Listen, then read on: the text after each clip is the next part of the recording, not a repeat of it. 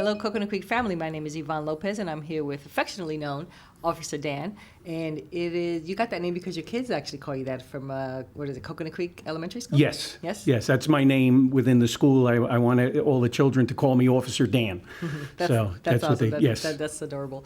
But we're here to talk about September 11th. Okay. You were sergeant with NYPD. Yes. And you happened to take September 11th off. Yes. Talk to us a little bit about that. Where I worked is One Police Plaza, or police headquarters for the New York City Police Department, which is about a half mile away from the towers. And I just wasn't feeling so well that day when I woke up in the morning and decided to take the day off. And but then was called in later when everything broke loose. What did you experience that day and days right after? A lot of anxiety, a lot of stress. I always said that I learned the definition of the word surreal on that day. A totally different world. I ended up having to go down and made it down to police headquarters. I think it was around 3 o'clock in the afternoon. But my building, the police headquarters, was evacuated and was just being let back in. Because they didn't know what was going on down there. It was scary. It was, when you think back about it, it was a scary time. Nobody knew what was happening. And I was in the building for that One Police Plaza for that day, and then the next day I ended up getting assigned to a forward command post down by the site and was there for the whole first week. How would you describe the people, let's say, of New York, and let's say throughout the country? There was a sense of compassion and love. How would you describe that? How people reacted?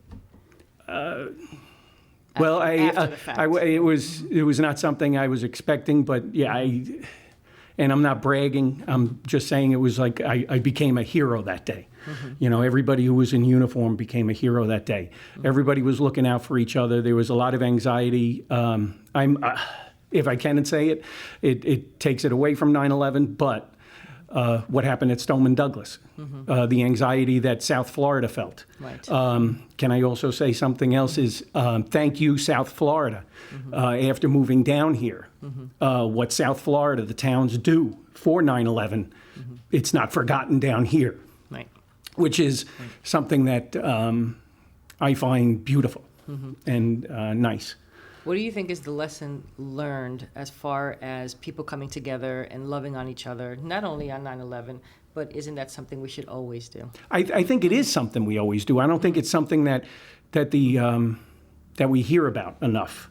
It's not news. It's not newsworthy or whatever. But that was the part that got me the most emotional after 9/11 was I saw the outpouring of love that America gave to New York City. We never expected it. We were New York City. Right. You know, we're the Big Apple, right. And we don't need anybody's help, but we did, and we accepted it, and it was beautiful. It was the outpouring of love by all of America, and that's what got me upset. Was how could something like this happen to America when the people are the way they are? Right. So. That's something that always gets to me. Totally understand. But we do have something special, right?